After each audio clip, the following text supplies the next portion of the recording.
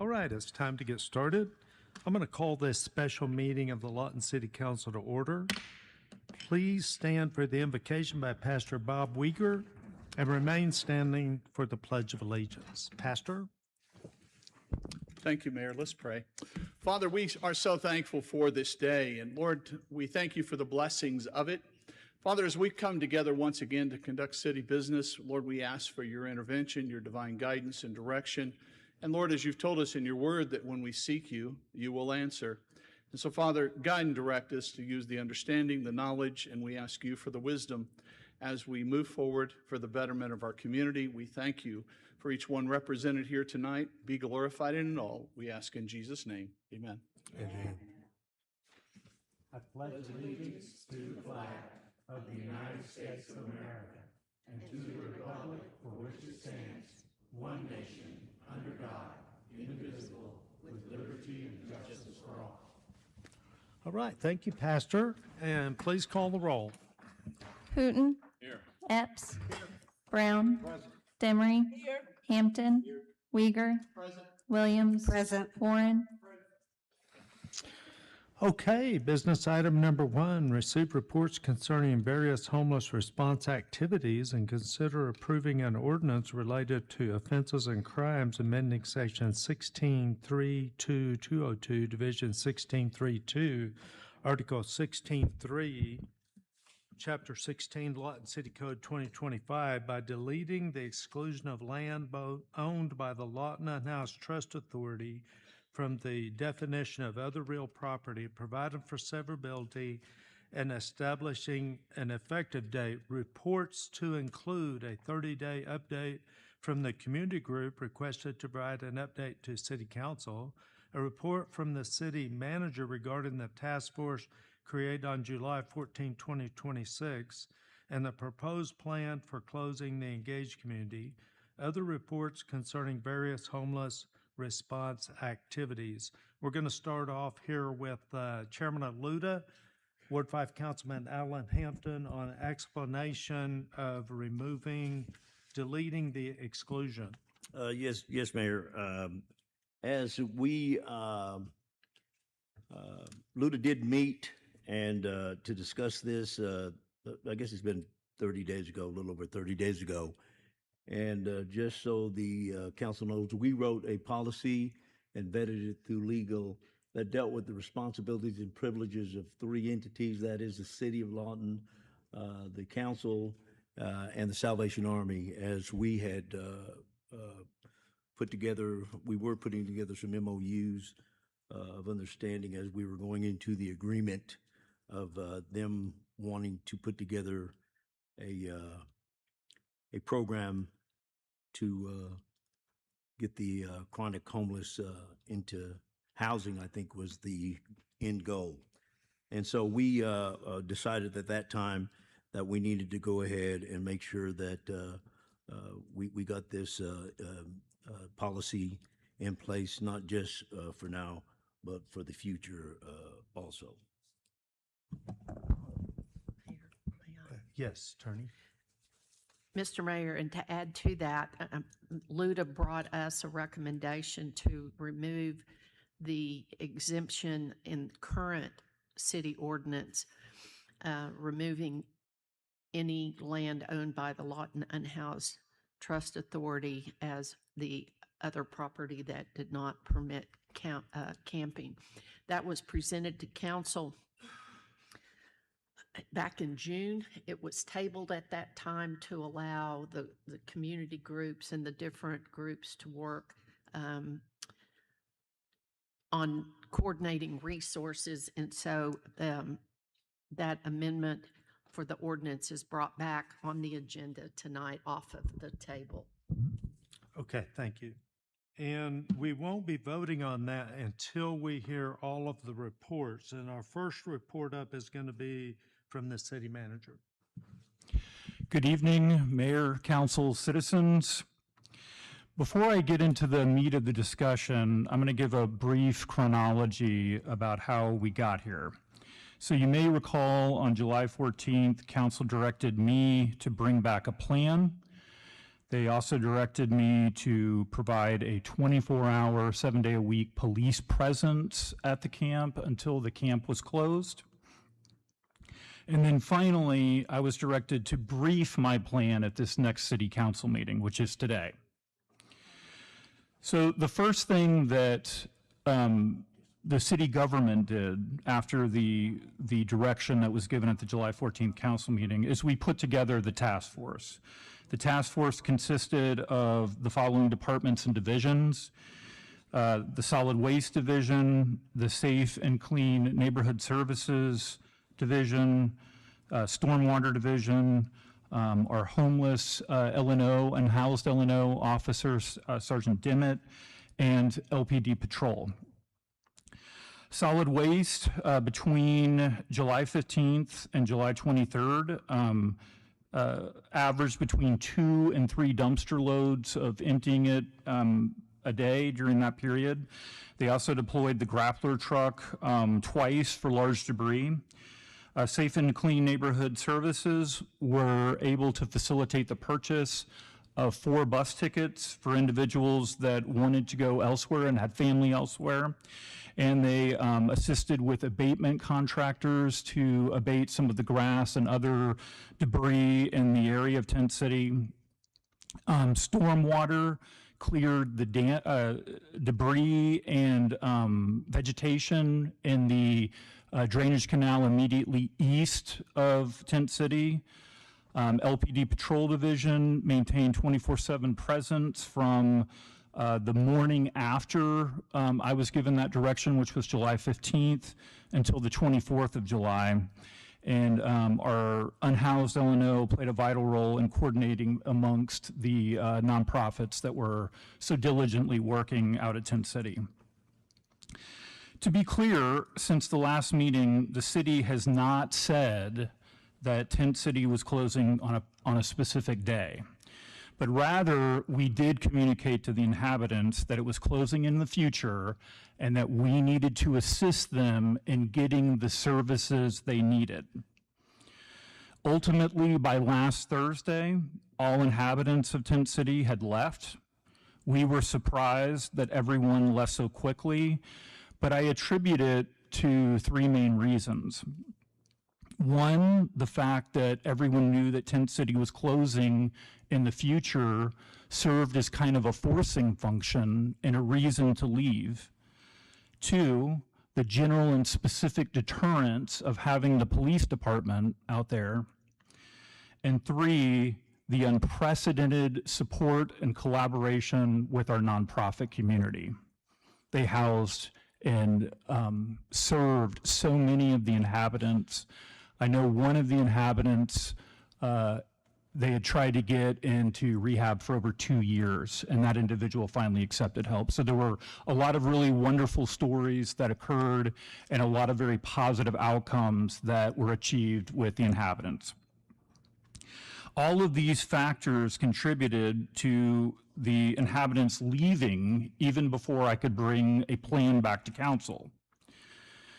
When I got word from Captain Brinley and Sergeant Dimmitt last Thursday that Tent City was completely vacated, I directed the Community Enrichment Director, Larry Parks, to enclose the homeless encampment with a fence. And I gave that direction primarily for 2 reasons. 1, to limit the city's liability with future operation of the camp, and 2, limit the overtime that LPD was incurring by having 2 officers out there for every day. I am unaware of any instances where individuals were forcibly removed from the camp or told that they had to leave right away. I am aware of one incident where 2 individuals were arrested across the street from Tent City in the Salvation Army building, and those individuals did not return. But that was for public safety reasons. I also want to address an issue regarding animals at Tent City. The inhabitants knew that animals were not allowed there. That's something that Sergeant Dimmitt routinely told them. Captain Brinley is going to brief you a little bit later tonight. That's something that he will tell you that he consistently told them. So they knew that that was not something they could do there. We never told them that they had to leave, or never told them that we were going to separate them from their pets. What we did tell them is that they couldn't keep the pets with them there. At all points throughout the development over the last couple of weeks, and they were extremely dynamic, but the city, I feel like, did a good job in communicating these issues and events as they occurred with the mayor and the chairman of the Lawton and House Trust Authority, Councilman Hampton. Finally, I'd like to add that just because Tent City is no longer open, of course we know that doesn't mean the work is over. Far from it. We know that unhoused individuals will go elsewhere. We know that we will have to continue to monitor the situation, but what we also know is that with collaboration and work, particularly with our nonprofit partners, there is nothing that we can't accomplish. And subject to your questions, that's all I have. So I'll start off. The individuals that left Tent City, do we have a clue where they are? We do, and I think it's more appropriate for the various nonprofit organizations to talk about those outcomes. They have a better idea than the city does. So you're saying the nonprofits kind of keep up with them? Yes, Okay. yes, sir. All right, thank you. Questions, council, before we? Okay, next we're going to go to Councilman Hampton. Do you have a report from Luta? Yes, I do, Mayor. I want to start off by saying that I am really touched by the outpouring of compassion and empathy that our community has shown towards the homeless. I do want to say that I think that I encourage them to continue to find a plan. There's life after any incident that happens, and to continue to work and not be discouraged in doing what you do to help.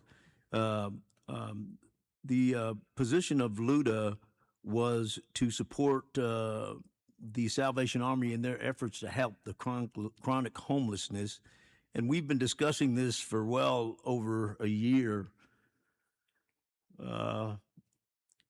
It is important for citizens to understand that and maybe it would be easier, but there's just so much going on. But we don't really discuss all the details of the things that were going on. I think it was pretty public that the Salvation Army wanted to take on the task of dealing with the homeless.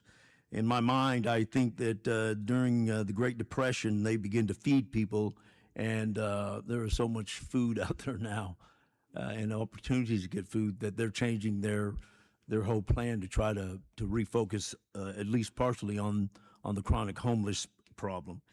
The agreement with the Salvation Army with LUTA was purely to hold the property.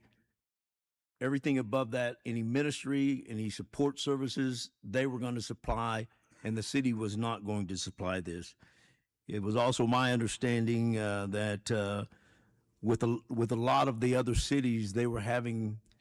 I ran through AI how much it would take to house and support 10 individuals, and it said that it would be about $500,000 a year. I don't know if that's true or not. My AI is not the smartest in the world, I'll tell you that right now. But I wanted to get a kind of a framework in my head on sustainability and those that want help. It is for sure the people that want help is easy, because now we have a place for them to go to the point of getting housing, and that was one of the goals that LUTA was hoping that would be accomplished.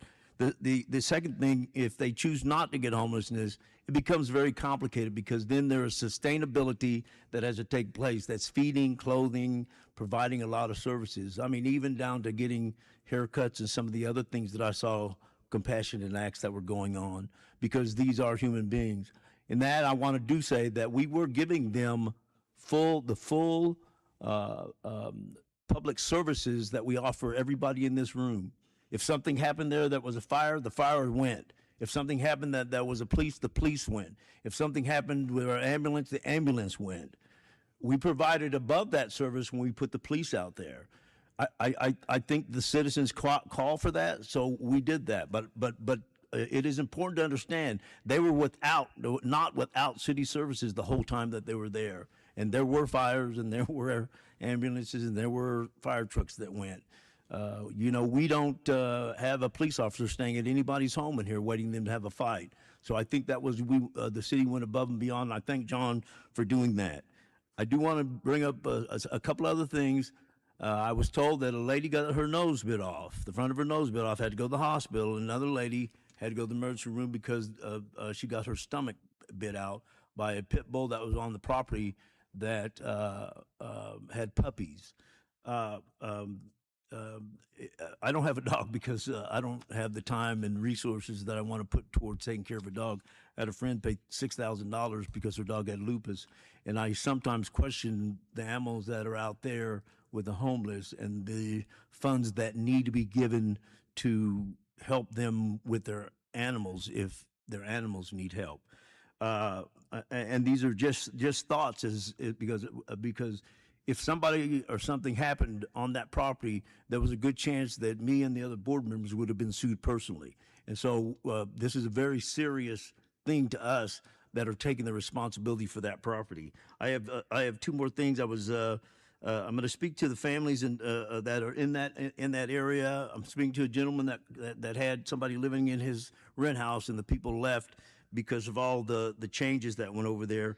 And I'm hoping that my wife and I drove through there last night. We drove through there every day twice and took a look at it. We don't live that far on our way home, and I always went by on the way to work. I have had calls and have had to deal with the neighborhood in that area. And like I said, I don't publicize all the responsibilities that I have, but I do want you to know there's always an opposite side, whether it's right or wrong, to everything. And I've learned that as being on council. I'm just going to say that I hope your lives will return to the way they were before all the changes happened, those people in that community over there. My wife said yesterday when we left, she said, I bet everybody's happy that things have calmed down over here. And I'm sure that those people that actually live there, and if you think about your own homes, if they were, the camp was near your home, it would have been, it just changes things. And then the last thing I want to say from the LUTA board is we never meant this to be a camp. It's been called a camp, but that is not what we took on this responsibility for. We took on the responsibility to support the Salvation Army in their ministry. And in the beginning, that's the word he used with me. We want to do a ministry. And so the city felt that it was a viable thing for this community. And as we come to the end of that, it is viable. We have a place for any homeless person to go to get them into treatment, to getting them in a home, and that's their goal at the center, at the day center over there. During the heat and during these times, I don't know that I would feel a lot of compassion to people that are in the heat, especially in the heat like they're going to be living in. But I went over and visited Captain Ridley. He's got a day center over there with a TV and air conditioning and everything over there. So there is a place, and it may not be satisfactory to everybody, but I don't expect it to be, but it is a place that is viable, that is supported, and and it takes money to run that they're running. And I looked at their intake system, and they've got people over there from different. I think the lady there that was there was from the health department when I went over there.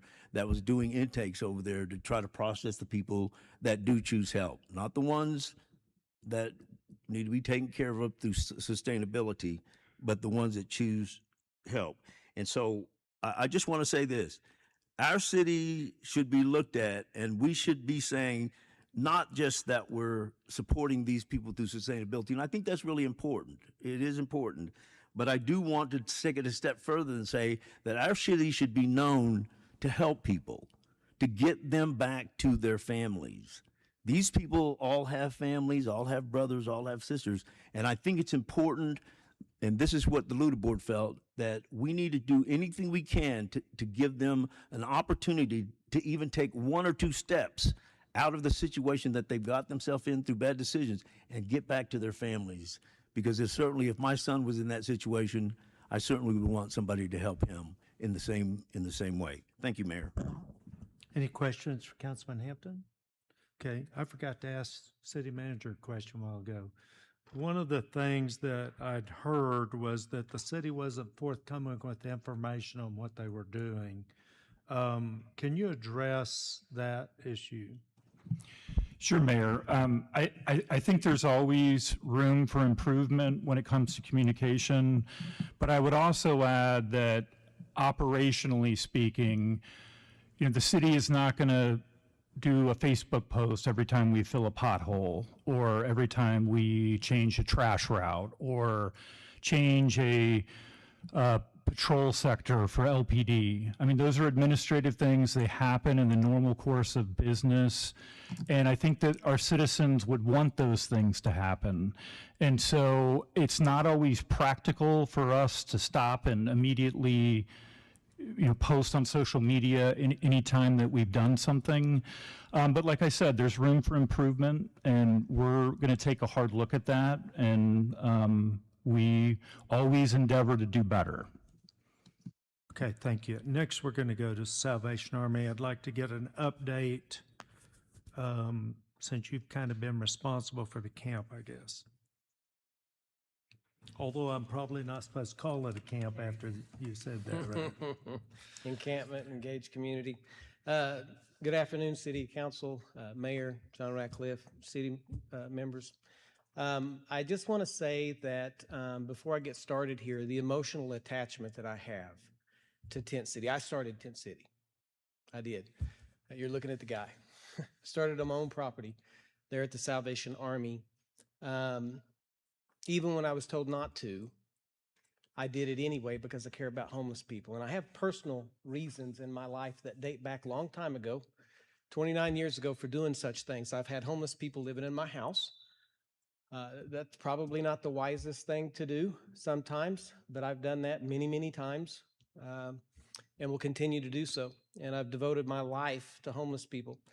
When anti-camping came up, I took that opportunity to say, hey, bring all the homeless people to one place so I can try to help them. That was done under the intention that that would be a community-wide effort, that everybody in this community, churches, individuals, peoples, contractors, businesses, agencies, everybody would come by and make friends with a homeless person, okay? That they would not be exploited, that it would not be Facebook posts, that it would not be used to gain things, that they would go by and make friends with a homeless person. Stewardship, relationship, and self-control. It took more to get homeless people off the street than just giving them a house or handing them out food or giving them their money, okay? Tent City pulled a lot of people off the streets. That engaged encampment pulled a lot of people off the streets. There was a lot of legalities to navigate. We did that. You're right, it was never intended by us or the city or anybody for that to be a permanent housing in Lawton. But it was an emergency response to an emergency problem at the time. There was a lot of homeless people in Lawton when I got here 2 years ago, a lot. There is 2/3. Anybody can argue with this with me. There is at least more than 2/3 less homeless people in Lawton today than there was 2 years ago because of that initiative. And I don't take complete and total responsibility for that. A lot of people helped move people off the streets and help them get in the right direction. I'm very proud of Lawton. Captain, I just want to make sure you don't get into individual Yes. stories, okay? Perfect. All right. Okay, so as that property ended, I'm just going to give you some stats real quick of where everybody went, that kind of stuff. There was some safety concerns out there. 2 individuals obtained low-income housing. 2 individuals reunited with family members. 1 individual left with another family person. 2 individuals reported obtaining houses, and then 7 individuals entered substance abuse treatment programs. So there was 10 people that left when the police showed up there. that we're still in contact with. They left because there was 24-hour police surveillance. There was some public safety concerns. Regardless of what you hear online, there was some issues. Can I go over those? During that time, that week when the police force officers were out there, the kids club staff actually called 911 while the kids were playing out in the parking lot. Matt Dimmitt ran over there because he heard the dispatch call. 2 people that were homeless from that encampment were fighting, getting ready to have a fight with screwdrivers, yelling and screaming and cussing. The staff ran all the kids inside. Matt Dimmitt went over there and handled the situation. During that thing, I was attacked twice. Once, I had to take a bicycle and hold it between me and an aggressor. Both of those people were arrested and charges were brought against them for disorderly conduct. Prior to this engagement, a lady was hit in the face out there, and that individual was arrested. There was an enormous amount of violence that all of a sudden started happening in that. My staff and I and the people that have been working homelessness and spent hundreds of hours working with them felt unsafe, okay? Thankfully, the police were out there, were able to handle some of these situations and did some great things. And so that solved that safety issue and that safety concern. The community completely and totally pulled together. A lot of agencies showed up there, pulled a lot of people off the street. 2 of those agencies are signing MOUs with the Salvation Army right now. 2 of those volunteers that were volunteer out there are doing volunteer applications because they want to help chronic homeless full time. And so we're very excited about that. Know this, all of those individuals out there, 23 of them today were in the day center. And they're going to continue to go to the day center. Everybody came to the Salvation Army to work with chronic homeless. Why? Because that was strategically done by leaders behind closed doors, not leaders on Facebook. We intended to make a place where homeless people, 3 months from now, when you go to work with chronic homeless people, it's going to be right there. We have intentionally set up programs to attract them to us so we can work with them one-on-one, face-to-face, and help these individuals get off the street.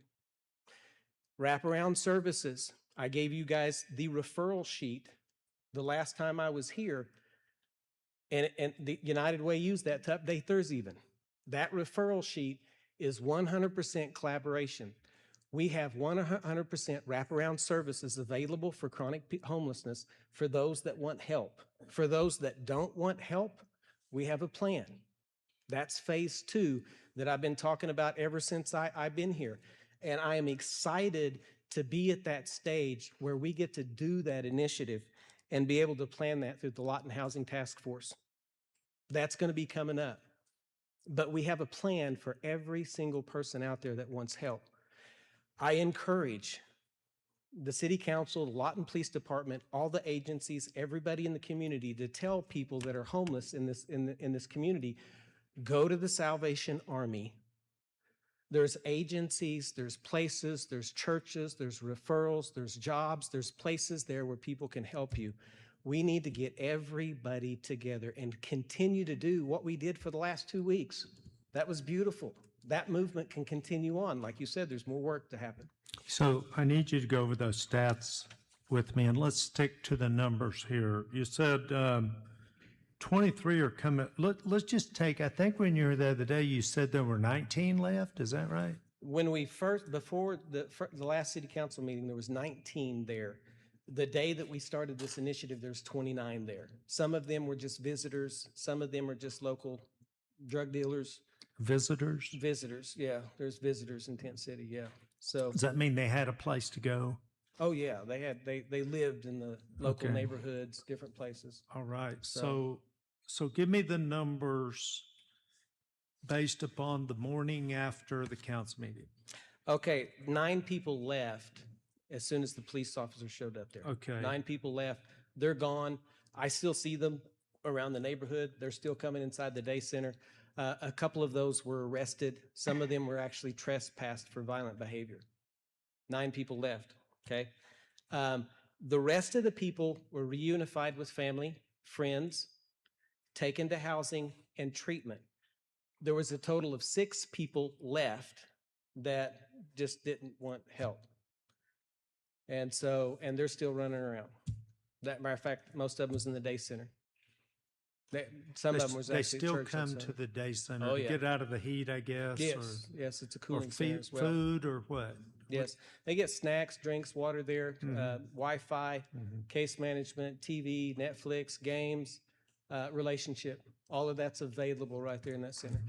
I'm still kind of lost in the numbers trying to get to 19. Yeah. Are some of the 9 that So left? 29, 9 20. left as soon as the police show up. Okay, That of the left you with 20. 29, 9 left, okay. Yep, so that left you with 20. Okay, of those 20, 2 individuals went into low-income housing. Okay, another 3 individuals ended up being reunified with family. Okay, 2 other individuals says, "Hey, I have housing on my own," and they went to. Yeah, I know. They had housing? Yes, they had housing on their own. They obtained housing on their own. They saved a little bit of money Okay. and were able to get an apartment. And then the remainder, 7 people, another 7 people entered into treatment facilities. And then there were 6 individuals that just walked off. They're still around the neighborhood that aren't ready for help. Still coming in, but Still they coming left. in. But they left. Yes. Okay. Now, and then there was 4 people that received treatment that weren't associated with Tent City. There was also a couple of agencies that helped a couple of people walking down the street that weren't associated with Tent City, their role at the date that I took it. So they were just walking by the neighborhood at the day center and received help in the neighborhood. Okay, those numbers add up. So you're telling me the arrest came from the 9? Yes. Okay. So they're still active. I guess 2 of them were taken to jail. One or 3 of them. the rest came from the 6 individuals that refused help. One came from the 6. One came from the 6 that refused help. Okay, But and- all of those stats were within the 29 people that were there the day the police showed up. Okay. And- Questions for the captain?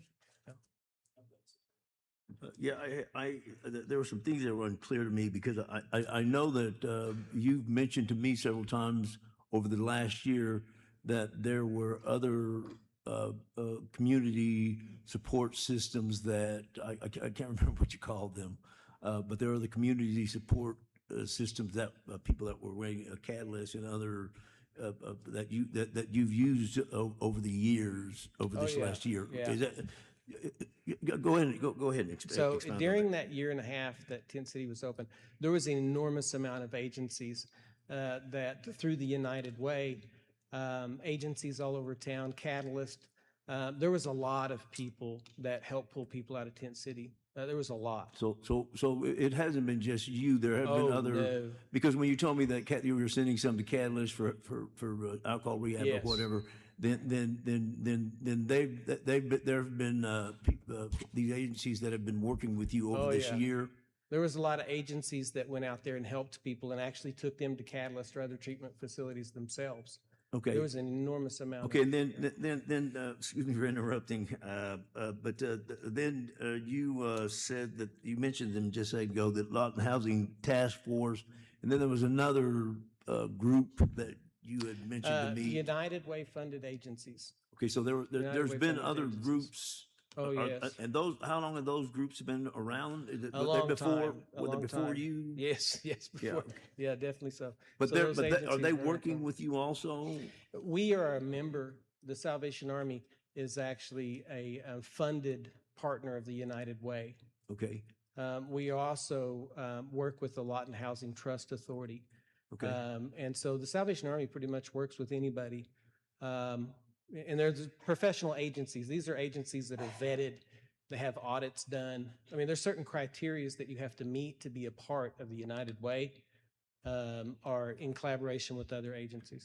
Okay, the one last question was, and then you had mentioned to me, because I was thinking that maybe we ought to put some of this information out so that the public is aware of it, but you said something that there were HIPAA rules that you agencies can't Yeah. really publicize a No. lot of the stuff that you're doing. Is that correct? No. Can you explain that to me? Any of the agencies that that work within any kind of professional way with people that are at risk or case management, through HIPAA laws, we're not able to share their information. So if I work with you, for example, I'm not allowed, unless I have a paper signed that you said I can actually use you for a story, I'm not able to share your information. Not So- your story, not where you live, your name, anything like that. And is that to prevent, Unless you agree is that to to prevent exploitation? I mean, It's to protect the individual that you're working with in case management. and the private, Yes. and all the privacy Yeah. stuff that we all enjoy, you can't. Exactly. Yeah. Okay. All right. And then I said that was the last thing, but there's one thing. I was visiting you, and there was a guy that came up and interrupted our conversation, and he had gone to get some food. You asked him if he got some food that morning, and then he was asking you, I think he was asking you to keep his stuff because he did not choose to go, number one, to get Yes. help. He chose sustainability, but he knew that he had to do some stuff. But you were, so you actually were keeping his belongings safe. Yes. While for him. Yeah, while he was going somewhere. So people get mail there, but also that sustainability piece, the simplicity of this. Well, you knew that guy very well. I can tell by the Know way him you very guys were well, talking. This yes, was the first yeah. time you talked, So right? he does that quite a bit. Yeah, okay. So, But go ahead. I didn't. but yeah, he can keep his stuff there while he goes and makes appointments, or we'll drive him. But keeping their stuff safe is something that, You do we that need to with a do. lot of them then? Yes. Okay. Mr. Mayor, that's it. Thank you. Yeah, Captain Linville, a little bit confused about phase one and phase two. Phase one sounds like people who find help, who are willing to take help. Phase two, can you better define that just for me, please? Yes. Okay. So when I first got here, the issue we had was making sure that everybody knew that help was available. That phase one of Tent City was letting everybody know you can help a homeless person and help is available and providing them with wraparound services. Okay. So that was phase one. That encampment did really, really well for that phase. That phase is over for that. Our phase two is when a person says no to help. Okay. What am I going to do? Well, if you really want to affect homelessness, if you can get a person that says no to say yes, now you can make a difference. So our phase two is designed that we're rolling out right now around sustainability. So when a person says, I don't want your help, Okay. but I still need food and water, and I need clothes, and I'm cold and I need shelter, okay? We provide that. So does the enormous amount of the community does. So there's like I said, over $1 million in something tied up, not just in assets. I'm just talking about in food cost related to people that say no, that I just want you to sustain me and maybe I'll make a change later. That right there is something, because you can work with that and bring accountability and sustainability and availability to services to those individuals to make sure that you establish the type of relationships in which to get them to say yes. If you can affect them saying yes, oh my gosh, you can change their lives.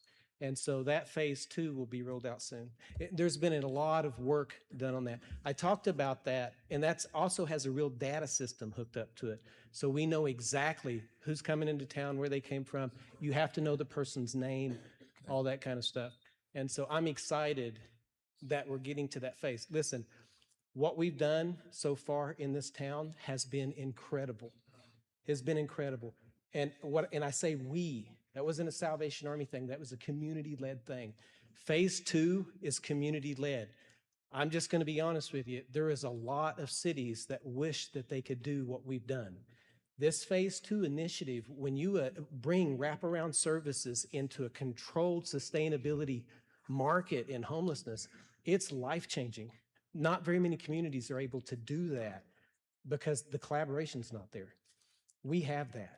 And I'm telling you, with the churches, there was 19 agencies and churches on that feeding program that was listed as sustainability ministries for people that say no. I'm telling you, when we do this phase 2, we'll be able to put control factors in to make sure chronic homelessness never gets out of control again in Lawton. And that's not held by one person or one leader. So when he goes on vacation, the program fails. This is held by the community. And I'm excited about that. The fact that we're here is just incredible. So we got some really, really good days coming ahead of us where homelessness is. And not only that, we have the opportunity to be example to other communities. I had somebody reach out the other day to me in another city that is creating a day center like we have built around an encampment. My gosh, that's incredible.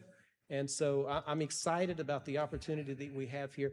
A lot of hard work ahead of us, but we're definitely on our way. Do you have any more, Mr. Hooten? Yeah, one quick question, and please bear with me. What's the mission statement of the Salvation Army? To meet human peoples, to preach the gospel of the Lord Jesus Christ and to meet human needs in his name without discrimination. That's the mission. Okay, thank you. So, any other questions for the captain before we move on? I do want to say this. It's a friend of mine who works in the nonprofits, and I'm not going to say which one, said that she had seen, I think the word she was using was unprecedented collaboration. And I think that's what makes the win of having so many people, 7 in treatment, 2 low-income housing, 2 obtained housing on their own, 3 were family reunification. And I think all that happened because of unprecedented collaboration. Would you agree? I don't want to put words in your mouth. I completely agree with that. Okay. And then still to this day, the door is open to community people that are concerned about chronic homelessness to come volunteer and be somebody's friend. That's open to agencies, that's open to community people. Fill out an application, do the background check, do the training, HIPAA and Safe from Harm, and you can start working with chronic homeless people. Okay, thank you for coming. Thank you. And now we'll go to Brenda Spencer-Ragland for her 30-day update.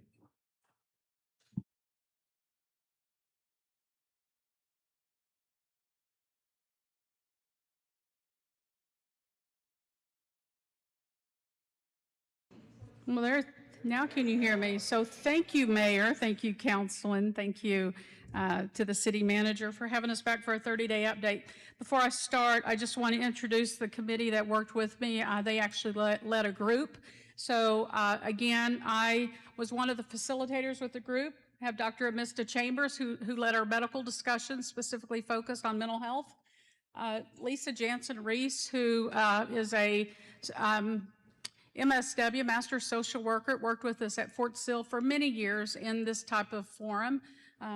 I say 100 years, but she always gets mad when I say that, but we spent many years together. And then I have a young lady here I want to introduce. If you would stand up, Piper. This is Piper Martin. She is an intern that is working with us. She's from UCO, sophomore, and an honors student. So we're very proud of Piper. She had a passion for this and wanted to come in. And then I also have Ms. Andrea Ward here, who led the legal discussion. And they're each going to talk to you, just give you a brief update, because that's what we're going to do, is we're going to give you our 30-day update, sir, Council. So how did we start? We coordinated a focus group, and we wanted to gather the facts. We believe that before decisions can be made, they need to be informed based on facts. So we invited all nonprofits. Not all nonprofits showed up, but we also extended it to the government agencies and those that we work with constantly that do homelessness, either prevention of homelessness or serving homeless. And yes, we deal with chronic homeless. Many think that maybe Brenda doesn't deal with chronic homeless.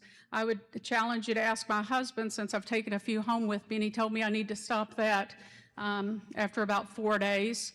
But we do deal with chronic homeless. In fact, sir, you're going to remember we have one right now that all of us know because we've worked with him for the past 25 years. The heat is on, so we've got him in a hotel so that he could be accommodated. Thanks to Matt for calling me and saying, hey, can you help him out here? And then, of course, it is, like Captain Brindley, It is emotional for me. I've spent 8 years researching it, 13 years living it, but I also have my nephew that was injured in Iraq that ended up homeless. And as I gathered him and brought him back, I know what leads to homelessness and what needs to happen. So I am emotionally attached to it. But to inform you, you need facts. So that's what we're prepared to give you, and that was our sole purpose for that first focus group. And Council, Mayor, thank you, because Ms. Jerry Askins showed up and she provided us the city's perspective on what we do with homelessness. And you know, it was really confusing, and I think John said it best when he said, you know, we try to communicate, but things get confused. It always does, right? We're a community, so it's easy to get confused. But we all know that technically the city of Lawton does not have the responsibility for homelessness. It has the responsibility for public safety. And that was what we wanted to set the stage for, to make sure that before we started coming forth with recommendations, that we knew what the city was doing. We also invited the Attorney General's office down. They sent Attorney Mr. Eric DiGiacomo, who was fantastic. And he told us not only our left and right limits of the law, what cities are responsible for, as well as what the state is doing, but he also shared with us what Tulsa and Oklahoma City was doing, which was really good, valuable information for us. We invited all the nonprofits. The ones that showed up told us what they could do in the effort to prevent, as well as we looked at it from a prevention standpoint. You know, what is our primary, our secondary and tertiary prevention to keep it from happening again, and that was the focus that we were on. We also had representatives from the mental health, and we had other communities that came in. Again, 104 showed up at Cameron, 104. Thank you, Ms. Askins, for being there and helping us get more seats. It was really wonderful. What was fantastic was we had people that were prior homeless that had the lived experience. They had come out of homelessness and they have experienced it themselves. One for 8 years. One you will be happy to know, he's been in the Lawton housing high rise for the last 2 years, and he is doing wonderful. Those are some of the stories, not to tell the names, but those are some of the stories that we hear repeatedly. So again, we wanted to focus on not saving Tent City. That was the confusing part. Everybody thought, well, you're going to wrap your arms around City and hug the trees and say you're not going to take it. That was not the issue. We wanted to make sure that everybody there felt the love that we have for Lawton, for this community, and every resident that resides in it. Now, our numbers are a little off from what Captain Brindley said, but that's okay because it's open air. People walk in all the time, right? You're in a low barrier environment. You've got a place that's not fenced off, so maybe your numbers are off.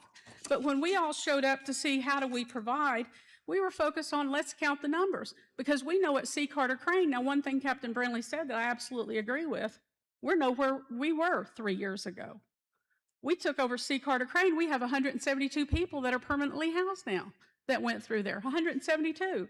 Salvation Army briefed last week, I believe it was 92. That's phenomenal.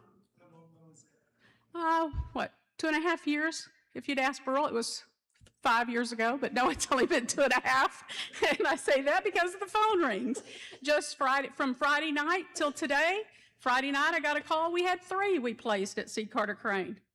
Saturday night, the police called, the library called, we had another one that we placed. So it's constantly evolving. So whether we agree on the numbers or not, the impact has been substantial. I am interested in your numbers, even if they don't agree. I get that we can be a little off. Absolutely. And all of that, but I am interested in your numbers. Okay, so we had 172 in the last 2.5 years from C. Carter Crane. Actually, I was referring to this great collaboration that I saw. Well, you could say all the numbers we agree on, except we had 11 confirmed at Catalyst from Tent City, 11. 11 went to Catalyst. So that's rehabilitation. Yes, instead of they the agreed. 7. Mm-hmm. Okay, very good. And we had one that went to sober living. So 3 that went to sober living. I just placed one there Saturday night, so I guess that's 4. Is that not correct? Okay, I'm sorry to interrupt your presentation. Tell me what sober living means. Sober living is where if you are recovering from drug and alcohol, you've went through treatment and you are looking to rebuild your life, they're going to help you find a job. They're going to allow you to live there. You're going to attend AA, and you're going to get the support that you need, both from a physical standpoint of a home, as well as the spiritual and the emotional or mental health. So they're going to make sure you go to your appointments. These individuals are living at Tent City, but they had cleaned themselves up somehow, and sober living was the best next step. One of them, we gave a shower. I mean, that's just the way it goes. So yes. That wasn't the cleanup I meant. But I want to, it is a tough business out there, sir. Well, actually 2, we gave a shower, right, Okay. Matt? And I apologize for No, you're interrupting. okay. But the point is, the numbers are off, a little bit. We had 11 at Catalyst that we know that are in inpatient care right now. We know that we've got 4 in sober living. And then Friday, Tracy Brinley called, and we took one lady in at the shelter. So, there's been constant movement from this effort, which we're very proud of. And this is not to point fingers at any one person to say your engagement did not work. There is a young man that was at Tent City I personally talked to 11 times. He didn't go. A church from Waurika talked to him, and he went. So it may not be that he's not ready, the timing, and it may be who he connects with or she connects with. We see that constantly. So that's why the collaboration is critical. So what we did is our second one, we had 65 in our group. We held that last week, and we broke it down into 4 focus areas because that's what everything was saying. Because whether we like it or not, social media gives us data and it gets information out. Now, sometimes you have to sort through what data is truth and what's not, but it gives us data. So we posted a survey. So we had 65 in attendance, and then we got over 100 survey comments answering what we thought was the priority. Now, Mayor, I will tell you, and especially Ms. Askins, you're going to be very proud of this, and as well as John, their survey responses focused on public safety. That was their biggest concern, public safety. But then it went into community cleanliness. How do we keep our community clean? We want Lawton to grow. We want investors to come here. We want residents to come here. We want Fort Sill to be an installation of choice. So how do we keep it clean? Not that we're assigned here, it's a choice because of how well this city is maintained. So community cleanliness came up. And then housing needs. How do we get to affordable housing to help folks? And then mental health. Following mental health, of course, it was substance abuse. We've got to address substance abuse. And then they want accountability. And they don't want accountability just from the city or the councilman. You guys will be heartwarming to know this. They want accountability from the nonprofits. They want accountability from if the city is funding anybody, anything, or working with any organization, that nonprofit has a accountability responsibility to come back and show where those dollars were spent and how they were spent. It was not, and I will tell you, your city's not mad at you all. They may be mad at some of the processes because of the accountability, and they want that transparent communication. So, and the other thing came up and said, we've got to have community collaboration. Now, sir, they do believe that you can help lead that. Whoever's sitting at the dais as the mayor needs to be the champion for collaboration. Not one agency, not one organization. It is rested on the city manager to carry that torch, and I'm sorry, the city mayor to carry that torch and pass it on because you are the one that can drive collaboration. And that means that you have all nonprofits at the table and you equally give each one of them an ear because they each have a different perspective and sometimes different numbers. But the surveys were good, sir. So in that, I'm going to ask Ms. Andreo, who's going to give you just a brief update. Now, I will tell you that our recommendations, we have 15. They're not ready for prime time because what folks said is we want accountability and we want measurements. So we've got the recommendations. Now we're going to go back and say, how does this directly link to either prevention or intervening with homelessness, and how are we going to measure it and report back the accountability you want our city to have? So I'm going to have Ms. Andrea cover just a couple, and then we'll be back in 30 more days. Ms. Andrea?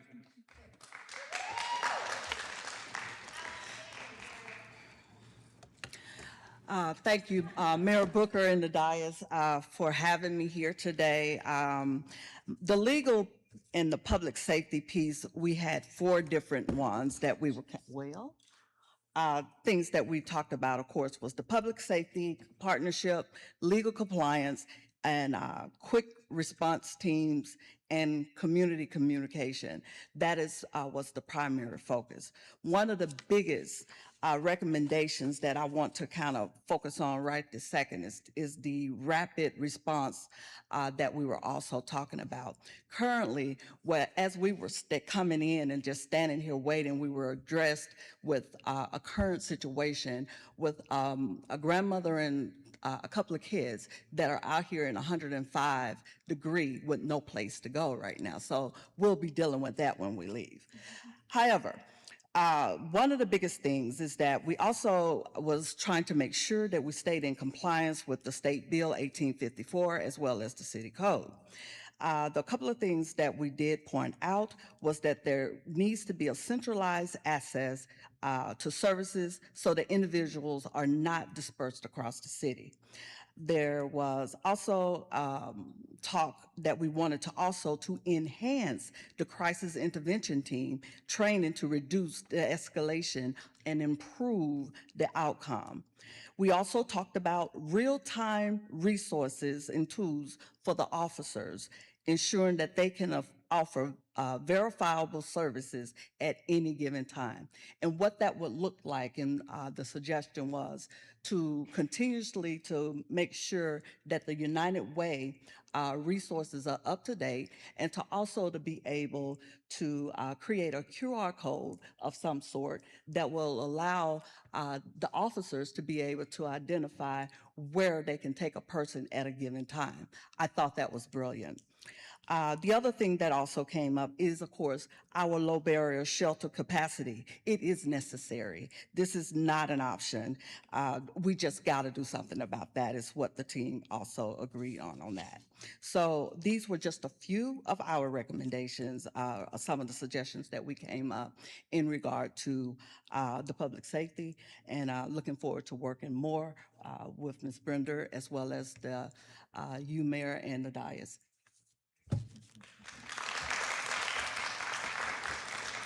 Donaldin, can we move the slides to, oh, I do, and I dropped it, I apologize. Okay. Okay, so, yeah, we just messed that up, didn't we? Let's see if we can do that. There we go. Okay, so I'm gonna hit on the housing really quick. One of the young men that was at the housing, and we had a fantastic work group that came in and discussed, and I will tell you the Lawton Housing Authority has been absolutely amazing in helping us transition folks. So the 172 that transitioned, I know from C. Carter Crane, 90% of them were housed through the Lawton Housing Authority. They've done yeoman's work in getting folks in there. Now the challenge that we have is we just don't have that many housing units for them. And Section 8 vouchers, you know, they're up and they're down depending on what the budget looks like from the federal government and from HUD. So that's always a challenge. So the affordable housing was something that we looked at. The Community Resource Center, this came up and they felt like this is something that needs to be central. And it needs to be something that is accessible for all, because we often assume that the person housing is maybe on drugs, maybe it's an addict, maybe it's somebody that is working in poverty. But what we realize, what we have right now in many situations are individuals that are escaping domestic violence, or maybe they're not. Maybe they just went through a divorce. Maybe they're widows, whatever the situation, and they just don't feel comfortable going to certain areas. And we've heard that. So we've got to be sensitive about where it is and who it's accessible to. It needs to be able to serve paupers and kings. And addition to that, one of the things that we've talked about is we've got to expand the partnerships with our landlords here. Now, the landlords get very frustrated, but I will tell you, as somebody that manages property, Section 8 happens to be my best tenants. Why? Because if they tear the place up, they lose their Section 8. So they tend to take care of it better. But there is this discussion out here that, well, if we move them in, they're just going to tear it up. Well, the work around that is case management, and that's what we provide, and that's what we're going to encourage that everybody provides. If you're getting, instead of just handing them a voucher, paying the deposit, that you stay engaged. Catholic Charities is the best in the community for doing that because they put them in a program called Family Hope, and they help them with life skills. So Catholic Charities has been phenomenal in that area.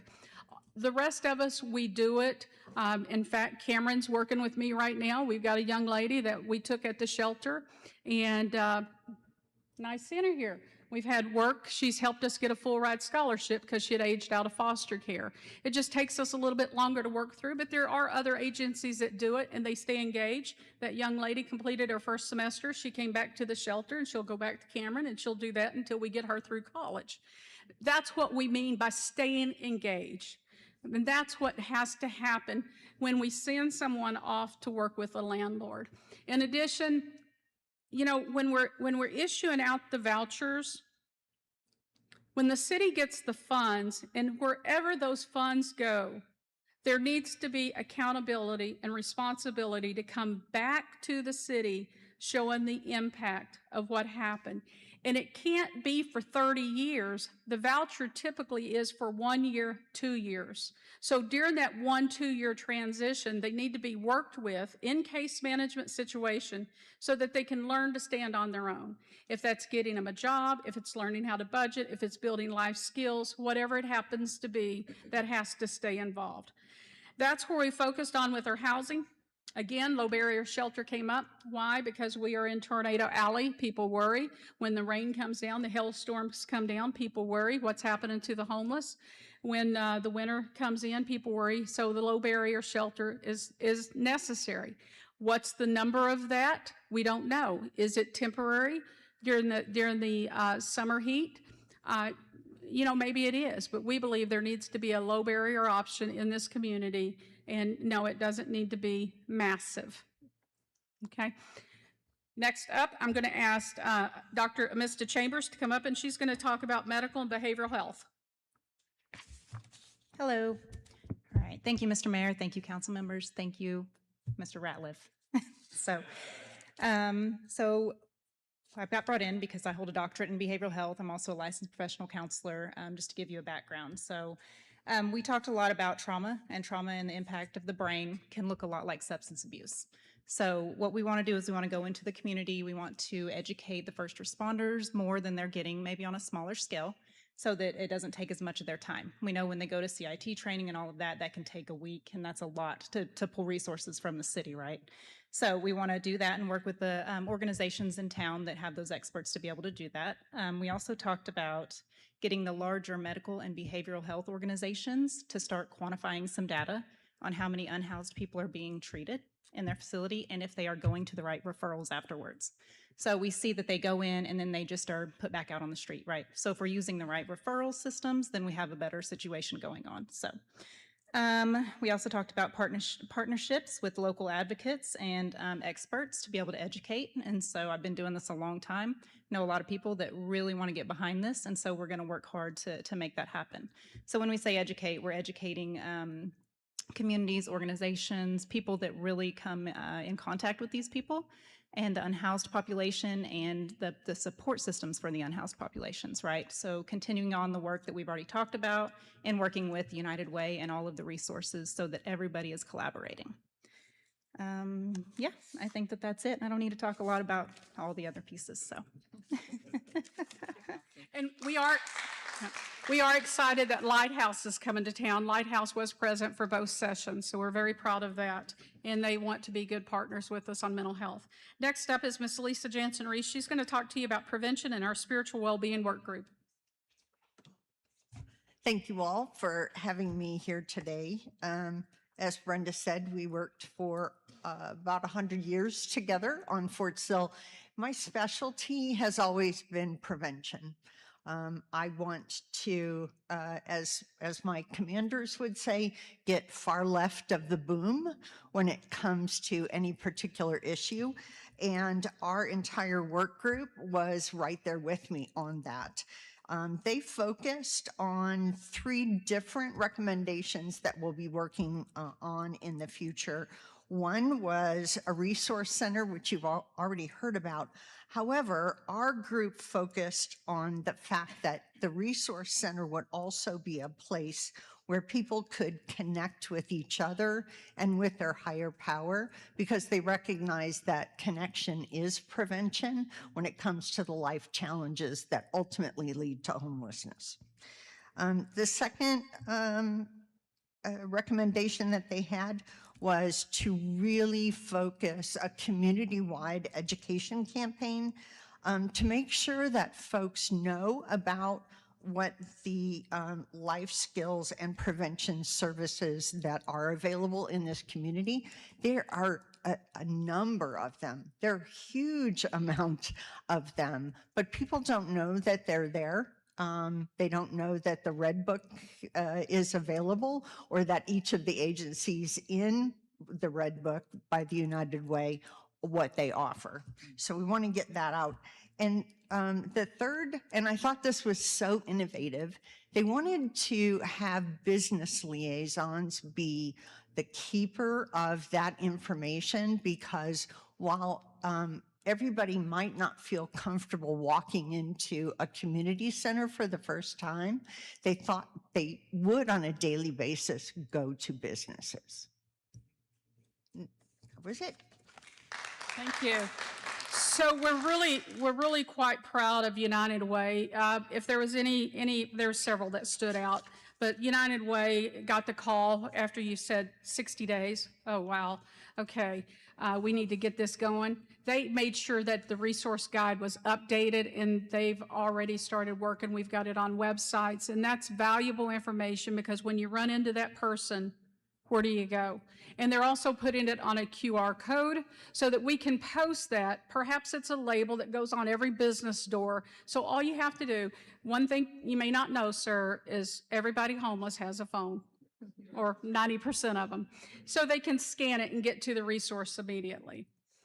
Sir, we put together a tentative timeline. I'm not going to go over these in detail, but I will tell you that there are some things that can be actioned almost immediately that's going to help this city that we all love so much, and most importantly, the residents of this city that we all care for.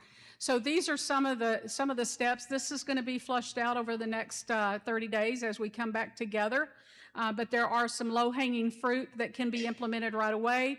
To include, you've got behavioral health specialists that want to embed themselves into the training with the city so that your responders are aware not where to refer people, but how to respond, and they're getting that treatment both with Memorial Health and also Lighthouse. In addition, I do want to say that the Lawton Police Department and the Lawton Fire Department for the last 2.5 years have been absolutely phenomenal. I have never had an incident at my shelter that I did not feel comfortable picking up the phone, and they were there immediately, and they not only guided that person to care, they guided us through the steps. So we think that this training will only enhance that ability for the city and really make us stand out as what you all want, and that is to take care of every resident in this community. You said, sir, you know, we appreciate all the compassion. Got to have accountability. We absolutely 100% agree with that. And the 200 people that responded, they all agree with that as well. Public safety is important, so we're addressing risk assessment in that. That again is why we want to be compliant with the law, but we also want to make sure that we get our mental health professionals in with the training for the city. And then coordinated community service. Well, I will tell you that we don't always collaborate very well. We attend meetings and we pass out flyers and we tell what fundraiser we're doing, but do we really have those hard discussions? Are we really afraid of telling somebody, well, I don't think that's quite right? We need to have those discussions, and we've got to be able to, excuse me, put on our big girl panties, as my mother would say, and accept it and work through it.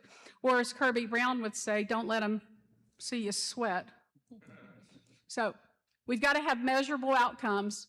You know, we gave you some numbers tonight. You heard 92 from Salvation Army. You heard 172. You've heard 11 from Catalyst just in the last week. What are those measurable outcomes? That is the pocket information that you need, so that when people are talking to you, that you need, Councilman Hampton, when people are talking to you, what's happening, you can not only tell them what happened, but how well it's happening or where the gaps are. And that's what we owe you while you're there making informed decisions based on facts. We do believe in fiscal responsibilities. Really quick here, I just want to say that we do believe that the task force needs to be relooked. You need to make sure that you have people from this community on there. Agencies that you may assume don't work with chronic homeless, but they do every day. You also need to have somebody on there working from a communication. Communication is absolutely essential. When people are in crisis and they think their pet's being taken away, they start calling the next person, they call the next person, and I send a text to the mayor. We've got to get in front of the communication. And if we don't like Facebook, get with it. People are on Facebook. The community is on Facebook, and we've got to be able to get the information out properly to that community, and we need to be bold enough to correct it when it's wrong. Okay. The Resource Center, sir, is the anchor. We know that the city has been working with MITE, and there's going to be a Community Resource Center. We just ask that there's community-wide input anywhere that Community Resource Center is, and we make sure that United Way, who works with the funded partners, also the unfunded. We happen to be an unfunded shelter. Why are we unfunded? Because City Council didn't call me to take over the shelter. God put it on my heart. So HR didn't call me. So I didn't go back because I wanted to see if the churches could fund it, and the churches have. So we need to have that perspective there, because our churches in this community are absolutely phenomenal. And case management is the engine. We cannot issue a voucher. We cannot put them in a room. We cannot send them to Catalyst or Sober Living or to Cameron if we're not ready to engage with them and make sure we're there when things start going south, because it will. Trauma doesn't end overnight. Housing expansion is critical, and that housing expansion also includes scrubbing the D&D list. We had a young man there that his house had been torn down 2 weeks prior, and he ended up in Tent City telling us his house had been on the D&D list. Could we have saved that house? I don't know, but Councilman Hooten and I have talked about that, and because we got wrapped up in this, we haven't went back to say, but we've got to make sure that people know before it ends up on the D&D list what services are available and who can help them to get those repairs done effectively and efficiently. And we need to follow up with that, because if we can save houses from D&D mode, then we've saved somebody from going to an encampment. And we also need to expand our outreach, our accountability, and our work with the Lawton Housing Authority. They owe that to us, they owe that to the city, and to every dollar that comes in here. And that gets us to the transparency and accountability. Sure, we believe that we're on track with the City of Lawton's vision. We love this city. This is our city. I came here and I chose it as home because I do love it. I will die here in Lawton because I love it. We believe in the True North compass, and we believe that we're headed that way with the governance that we're trying to provide you. We believe we're feasible, structured, and sequenced, and we do believe our compassion will meet the accountability that you require. And we also know that success is not going to be measured by moving the people or putting a fence up, but it's by helping those people move forward. And we thank you for your time. Hold on just a minute. Does anybody have questions? So I do you go ahead, Mr. Hampton. Yeah, thank you. Thank you, Mayor. Brenda, these are questions for you. I will say I didn't get this applause. I was at Fort Sill, so this is kind of nice. Well, I appreciate you helping me to know you're the second person that's given me advice without knowing where I've done or what I've been. So I appreciate that. Brenda and I know each other very well. I taught her kids Sunday school. Absolutely, and thank you for that. You know, I've looked and studied a lot about other cities' initiatives, and I don't know. Other cities have been working on this stuff a lot longer than we have, Houston and all this. But I don't know that there were a group of people that started out, and I'm not saying, but that started out, and then as things move forward, life changes. I'm 70. I'm not going to be here, but forever.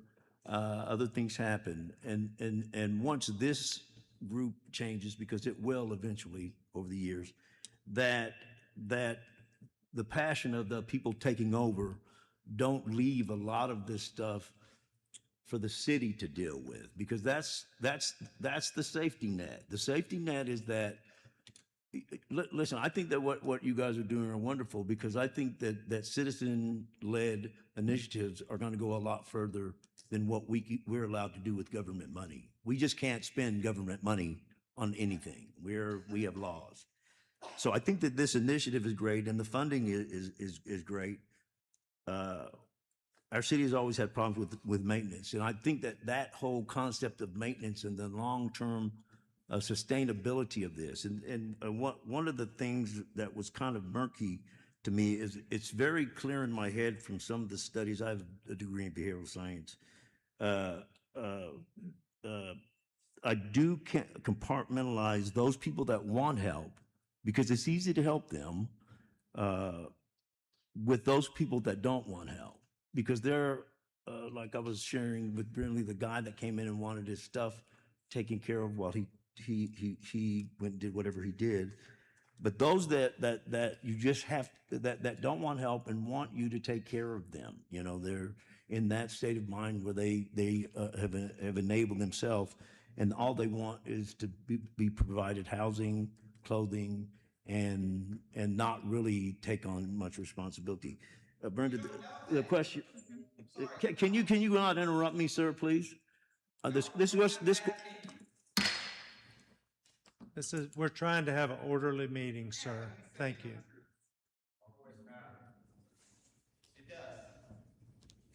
Anyways, the initiative that you guys are taking, as I said before, I think it's really wonderful. But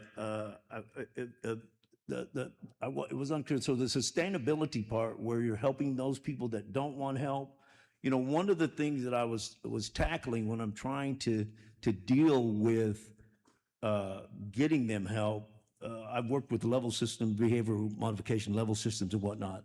And so you got people that want help, easy to help, people that don't want help. Now you got to somehow convince them, not by talking, but convince them to move towards wanting help, because I'm sure the goal is to help them become independent and to take care of themselves.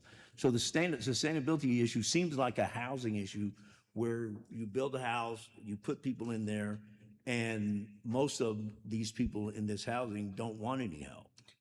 Sorry, I was going to, yes, absolutely. Go ahead. So I think a good reframe would be from not wanting help to not being ready for help. Well, whatever. Right. I'm talking about. Well, and it's not whatever, right? That's why people get offended. Well, ma'am, the question I had was for Brenda, and this is what I'm wondering about. We can talk semantics all we want, but I'm really concerned about the future of handling the citizens' money. I know that no one else has to, you guys don't have to do that, but that is one of my responsibilities. And I'm just wanting to make sure that there are some cities that have built housing for a lot of people, and the housing that they built doesn't always pan out, but yet you have this housing after years. Absolutely. And now what do you do with that? And our goal should never be to build a house. It should be to build a home. I've built those houses. We need to build those. We need to build a home. And the home is built, Councilman Hampton, through that intense case management that must continue on. Now, how this program or this support or the recommendations that we present to the dais that you accept or don't accept has to be sustainable, and it can't be based on personality, because the good Lord could call Brenda home tomorrow, but Captain Brindley could be moved out of here, and he will most likely be moved out of here because he's with Salvation Army. So who continues on? And we've had that discussion. So whatever we do, and that's what you will get in the next 30 days. So my promise was to give an update and to come back with How do we measure it? And how does this link to homelessness? And how does this give you the accountability, the compassion and the accountability that we owe the city, as well as that risk assessment? The risk assessment can't be just about the abuse or the house that gets burnt down because somebody, squats in it and sets it on fire. The risk assessment has to be from a financial. There's 3 bottom lines that we've got to look at, and one of them is the social impact, right? That's that compassionate part. And then we've got the financial. How do we protect the limited dollars that comes into our community? We are all excited that Lee Boulevard is ready. We don't want to erode I'm excited about 11th Street, by the way. We don't want to take away the funding from the roads or anything else that comes into the city to build something that's not going to work. So that's what we will come back to you in the next 30 days. Well, this is not about what's happening now as much as it's about in the future. And it's got to be sustainable. Let me ask my question. Finish clarifying. It is, my question is more about in the future, if we deal with sustainability, do you guys have something in place to ensure that those that don't want help can be taken care of? Because that is really the built wealth, kind of like a wealth. Amista said that, maybe it's not the timing or they're not ready and we have to go back. So Dr. Chambers said that. That's absolutely right. The young man that showed up in Matt's office the other day, you all, every one of you up here, you're friends with him. You'll know him. I won't say his name, but we've been friends for 25 years. Last year, he wasn't ready. The other day, I was his bossy old sister, and he was ready to have Matt call me so he could get help. He's 76 years old. He is a wonderful citizen of Lawton. And so the timing wasn't right. Okay, thank you very much. Ms. Williams, did you want to say something? I was happy to say, hear you say a while ago as far as churches that's funding. How many churches are helping to fund? With just the shelter? Yes, the with just the C. shelter? Carter train. Oh my train goodness. Shelter. I read on Facebook, each church give $1,000 per year. Not each church does give 1,000. Some, like First Baptist, has decided to give more than that. And there are other women's groups with the Methodist Church here in town gives more. The Catholic Church gives more. Not all of them give, but the ones that can, because not all churches are affordable, right? But we have, it costs $114,000, and again, we're free labor, we're volunteers, but it's $114,000 a year to maintain the shelter. And I will tell you that who's maintaining that shelter now is private citizens, and it is churches in this community. Thank you. Other comments? Yes, Mr. Brown. So as I've listened to this over the last couple of months, I think you should be commended with all your 104 or 200 members and the groups that got together to do that. I think that is what defines this city as a unique community. I'm very much looking forward to your report in 30 days. I think as you figure out how to do a central resourcing that brings all of the collaborators together so you can eliminate the inefficiencies that we see today, I think will be marvelous. I very much look forward to that. The Salvation Army captain mentioned something with HIPAA. It just seems to me as you do case management, I don't know how you would defeat that, but it sounds like each one of you have to do case management separately and then guard that. There is a way you could centralize case management with one intake center. And then I'll quit other than saying again, very impressed. Please don't forget to give me, Mr. Joe Citizen, a checklist or a QR code when somebody accosts me in Costco or somewhere, that I could either give them the card or I know what to do. What's my first step? Call the police? I don't know. Tell me what to do. We absolutely will get that out to the council. The city responded immediately. We got with Caitlin and she got it up on the website. Okay. And we've got a commitment from United Way to keep that updated. Our goal now is to print stickers so we can get it out to businesses, to churches, and to everyone, and get the QR code out. We have a retired soldier that is looking at building an app and going to offer that as a free to the United Way as perhaps an app people could download. That's some way, but also integrated. You know, the demographic in my ward, they're all like me, old and retired, and I'm not so whizzy on phones and all that stuff. So think of a way to do that. I do like the putting that something with the business, that anybody could look at that. This business supports the Homeless Action Committee of Lawton, something like that. Anyway, my compliments to you and thank you. I'll see you in 30 days. Thank you, sir. Mr. Epps.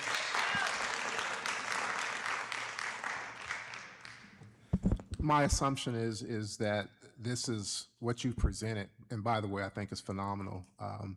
My assumption is that this is preliminary and there's more information to be teased out with each of the recommendations as we talk about what sustainment looks like, as we talk about potential options for, you know, what the cost is associated with the various recommendations and how does that happen in a way that doesn't affect some of the other things that we're trying to do in the city. Certainly you've been creative with your own way of funding C. Carter Crane, so I think a lot of out-of-the-box ways of supporting this so that it is sustainable long-term, not based off personality. Totally agree with that. I think it's important, but my assumption is this is preliminary. There's more to tease out, and there's more that's going to come as we go down this journey. I think 30 days is the next benchmark. Is that correct? Am I viewing this correctly? Your assumption is accurate. We've got the recommendations from what our community would like to see, and now we need to make sure that they're measurable, that they're accountable, and that they don't put a fiscal liability on this city that we cannot afford, and as well that they must be sustainable so that we can give those. And I will say to the council, many of you are the supporters of C. Carter Crane.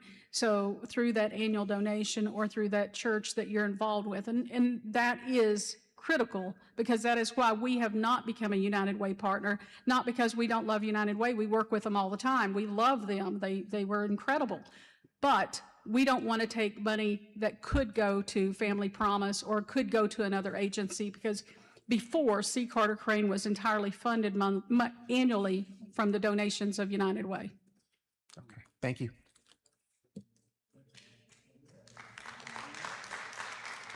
Ms. Williams? I'd just like to say thank you, everyone who has helped in this process. And in case you all didn't know, C. Carter Crane is in Ward 7. That's in my ward. But thank you all so much. Thank you. Okay, now, day 29 from today will be August 25th council meeting. Can we cut one day off and make it August 25th? I actually think that was the date we talked about some time ago, but that'll be good. That is the date, And I sir. look forward to that, and I have appreciated this report, and I love the way our entire community is understanding the roles of each different organization. We understand the state's role. We understand the government's role, the federal government's role, and we understand the city's role, and we understand our community role, which is what you are, community, and nonprofits. So thank you for all of that. But most of all, thank you for the past 30 days and the extreme collaboration that we have seen. All of our partners, community partners, I guess we can say, since that's the community, whether it's churches, nonprofits, or whatever, have really come together. And from some folks I've talked to, that has been the difference in the last 30 days of why so many people in such a short period of time have made that decision. I think there's something there if anyone's doing an after-action review. And it seems to me, what was said to me that makes sense is collaboration that is exemplary, I can't remember the word used, and intense, I hope I get this right, intense face-to-face, I don't know the word, work with the individuals that need the help. And I think there's something to that, because we have been told that collaboration has not been our strong point as a community working on this. And if we have crossed that hurdle, it will be great for those individuals that we say we're there for. And so then the other part is, I don't know how you do it, because there's only so many there. And I do know, and I do recognize sometimes people get worn out and quit the work. And you always got to be finding new ones to help you, because you can't do it alone. It takes all of us. But that intense face-to-face with them on a daily basis or whatever seems to have made a big difference in several's lives. And so I'm so appreciative of our nonprofits for doing that. And with that, we're going to move on to our next and final report. Thank you for coming, Brenda. Sir, I have one last thing that I do need to say, and this could not be done without the support of the city or the staff. So shout out to the Lawton Police Department, the Lawton Fire Department, and the staff for helping us. And certainly we incredibly appreciate Ms. Askins for keeping us within the left and right limits. And we appreciate your leadership for allowing us to have her present on our first fact-finding day, because that set the stage and the foundation for what we needed to do. So thank you. Thank you, and for all the nonprofits. So, it was brought up that the mayor's supposed to lead this, and the mayor did put together the Kids First Forum on homelessness. I was glad to see that this forum, that we intended to focus mostly on the low barrier, but the Kids First Forum was focusing broadly. And I didn't intend for these two forums to do the same thing. And I'm afraid that's probably happened a little bit, but you know what? If collaboration's good, I think we're going to be okay. We also have the Housing Task Force run by Bernita Taylor.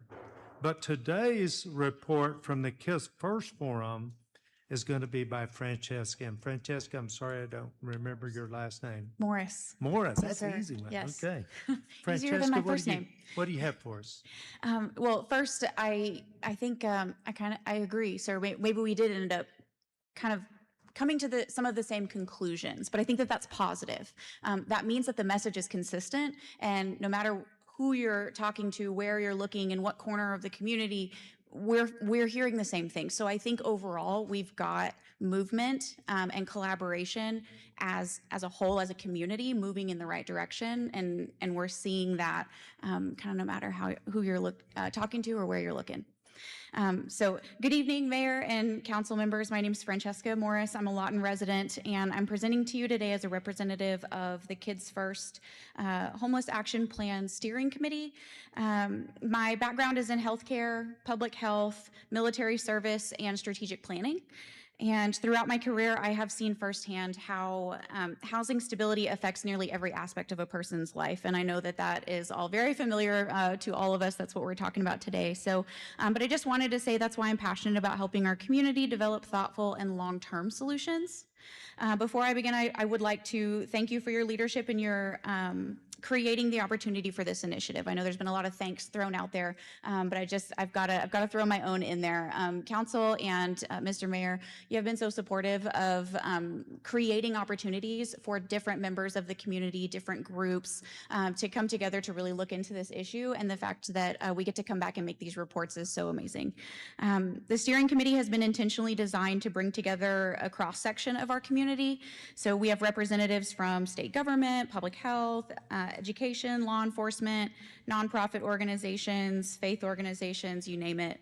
And I think our role has been really to kind of guide a planning process of sorts, and really just to operate under one vision that homelessness in Lawton and Comanche County one day will be rare, it will be brief, and it will be non-recurring. The implementation of the planning process is intended to happen through collaborative work that includes community partners and stakeholders. So what I'm presenting to you is really just the work of the committee at this point, and we have had one forum. So everything we're doing is really centered around being able to build a community-owned roadmap. And that was really our focus, was making sure that this was community-owned. This was not something that a small group came up with. So the slide that you see shows the process we've used to build the strategic plan. So we started with the city had commissioned a housing stability needs assessment. And this really gave us a strong picture of the challenges and the opportunities in our community. From there, the steering committee was convened to guide the work, and then we took that information from that needs assessment back to the community through the Kids First Action Forum. And that was on June 15th. Now we're using everything that we've learned from conversations and also from seeing some data to develop an action plan. The needs assessment really gave us that important data, but one thing that we emphasized from the beginning, from our very first meeting as a committee, is that this process needs to be community owned, and that homelessness is not a single sector issue. I know we've all heard about all the different organizations that have been involved in collaborating, and that was really important for us to make sure that we are involving everyone from the beginning in all conversations. So we wanted to hear directly from those organizations and the people doing the work day to day. So we started our forum by asking one simple question, which is, what would make the greatest difference in preventing and reducing homelessness? So one thing just to kind of comment here that I think that our committee adds to the larger discussion is that we are looking to the left of the issue. We want to focus on what are we going to do to prevent this? Yes, it is very important for us to intervene, and that crisis management, that stabilization is so important, but wouldn't it be amazing if that wasn't necessary one day? Through the Kids First Action Forum, we heard from service providers, community organizations, government partners, people with lived experience. The input that we heard really validated many of the needs assessment findings. So that was kind of our first check block. We want to make sure, is the data telling us what we think it's telling us? That is what we were able to confirm with that forum and hearing from these organizations. And that same feedback was given in other settings, like with Brenda's organization. So that was our first check block. We are on the right path. The needs assessment is giving us and telling us what we need to know. So the themes that you see across the bottom, and I apologize, it seems like when the presentation got from me to up here, there's some little icons missing if you're wondering why it looks like there's weird spots. They were just icons, so nothing pertinent, nothing important to the understanding of the slide. But the themes that you see across the bottom of the slide weren't predetermined. These are the results of the conversation at the Kids First Forum. So collaboration, meaning just strong partnerships, making sure we're coordinating across systems. The no wrong door approach is something that I thought was really innovative and something that was a really great conversation for us. This basically means that it doesn't matter who you interact with. If you were a person experiencing housing instability, at any point, you would be able to, what they say, enter the system, which the system would be help, assisting you with addressing whatever is going on. So no wrong door means you can find access to that system anywhere. Think of it as a decentralized system. So instead of having one place where we say, you're having a problem, you need to go to this location, we are creating opportunities where any individual would be able to enter into the system, or being able to receive help from a coordinated system. So participants repeatedly emphasize stronger collaboration across organizations, the no wrong door approach, housing stability, of course, safe, stable, affordable housing for everyone. That's always going to be a theme when we're talking about this subject, and behavioral health, and then public awareness. So increasing understanding of housing instability, and not just homelessness. I think that that's a distinction that could be made as well. Housing instability involves a lot of things beyond being unhoused. So housing instability includes having inadequate plumbing, having inadequate kitchen facilities, not having utilities turned on, having unsafe structure that you live in. So housing instability is kind of a broader definition than homelessness. So public awareness around that, and then also public awareness around the resources that do exist. So that consistency in what we heard in the conversation gave us confidence, again, that we're building this plan around priorities that the community agrees are very important. Next, so from input to work plan, the next step for the committee is turning that data plus the feedback into a work plan. So this slide shows how we've organized that work plan. So for each priority, we'll identify the strategies and activities that move that work forward. We'll define objectives and establish performance measures so we know whether we're making progress, and then assigning clear roles. So on the left side of the slide, you see how the plan is organized. And I want to focus in on the objectives and the performance measures. So we are making sure that we are always starting with an end state in mind. Are we creating an activity that can be measured? Is it definable? Do we know what success in that activity looks like? And so we're attaching performance measures to each of these activities. And then we are making sure that we are looking at roles and responsibilities. Who's involved and what role do they play? And we're making sure we're clarifying that. So we call this RACI in my world of strategic planning, but on the right-hand side of the screen, it's defined for you. So it just stands for responsible, accountable, consulted, and informed. We're going to go so in depth with each of these activities that we are going to make sure that we know and get buy-in from those that are responsible for doing the work, those that are responsible for making sure the work gets done, and identifying that on paper.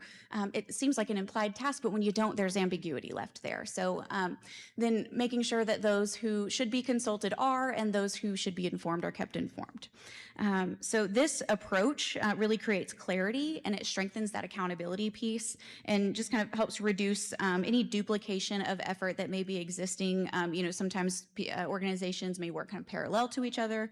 And this gives us a framework for monitoring progress and making adjustments as the work moves forward. And my last slide is building the community-owned plan. So this slide shows where we are today and then where we're headed next. So on the left is our current work, and I apologize, the images, the icons didn't move over. So there's an arrow pointing from the green box, the top left box, to the strategic planning, number 2. So that's kind of like a where you are here marker. So we're at number 2 in this list that's on the right. So like I said, on the left is the current work. We are continuing to validate community input.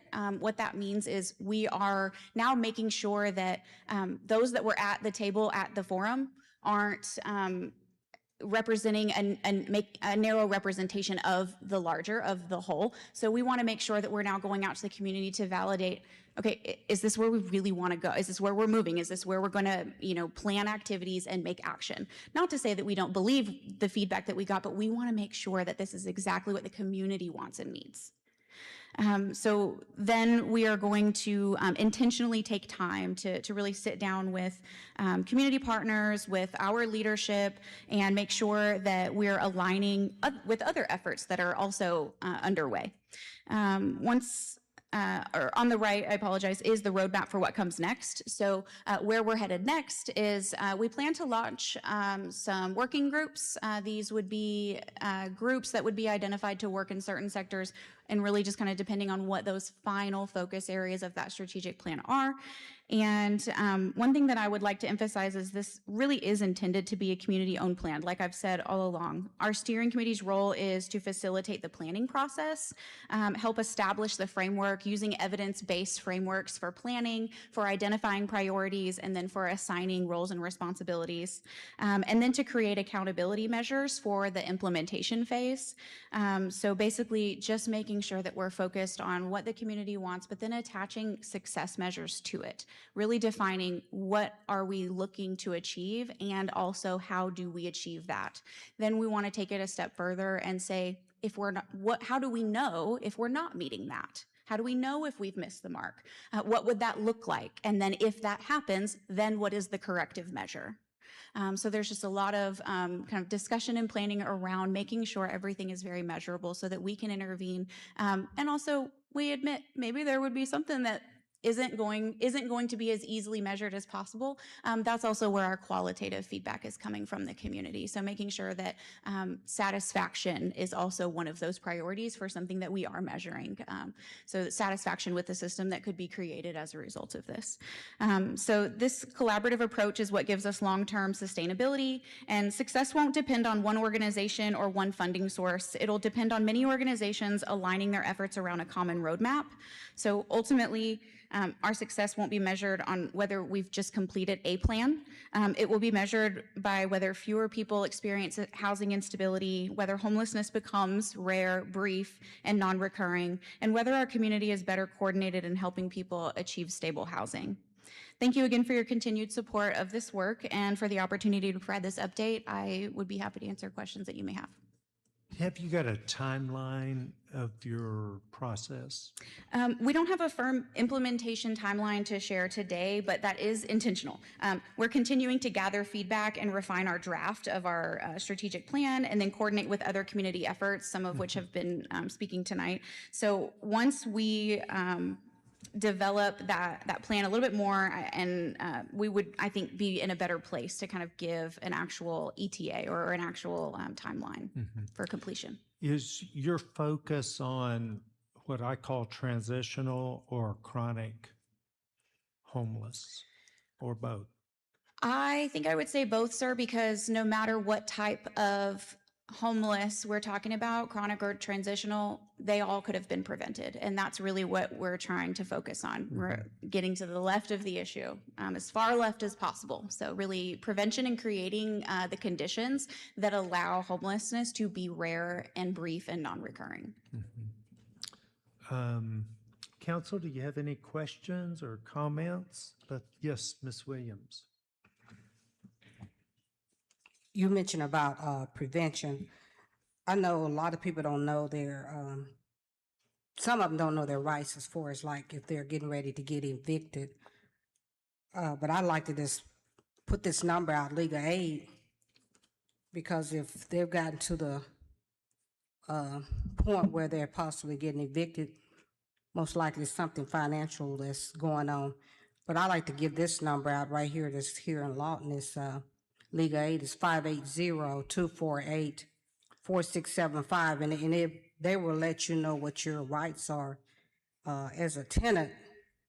You know, because sometimes landlords or whatever may just be saying they're going to evict you right away. So you know you do have rights. Right. So I think that's important that that people know that. And then also, I think at that last meeting we had flyers showing as far as where different individuals can get mental health treatment, and also resources as far as like shortage of food and different things like that. I get phone calls sometimes. I direct my constituents to Lawton Food Banks and some other areas. So, but I mainly want to put that number out so people will know their rights if they're getting ready to get evicted, because sometimes they shouldn't be getting evicted. That's all I had to say. Thank you. Well, I had done a question. I forgot. Oh, collaboration. Yes. I've been so impressed when really, I think a misunderstanding of the motion that was made 2 weeks ago. People thought we were going to close the camp down. But then just with that thinking going on in the community, there appeared to be an attitude of crisis. Yeah. Right? And it was like everybody came together and lives were changed. Absolutely. Yes, sir. Or at least we got people in an avenue where we can begin that process. Right. Probably what concerns me is there's no more encampment, so the appearance of a crisis appears to be gone, but those individuals we know will require support for a long time in order to maybe augment success, might be a way to say it. Right. I'm just wondering what your thoughts are on how we keep this collaborative environment going? Because I've heard it's the key. I believe it's the key. I believe the last 2 weeks has shown that it's key, maybe not the key, but it's certainly key. So what are your thoughts on how a community keeps collaboration? Does that make sense? Yes, yes, sir. I think that the key is focusing on evidence-based practices. Really using methodology that has been researched and shown success in these ways. One of the frameworks was RACI, really identifying what everyone's role is in almost, in a borderline too much detail, really making sure that everybody knows where they play a role, how they play a role, and that allows them then to feel accountable to that role.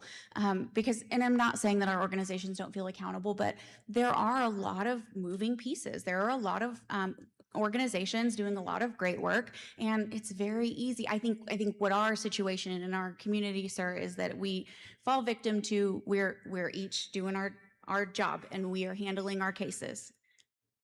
And then you kind of get those blinders a little bit. But I think another thing, so on top of RACI, we are using results-based accountability framework.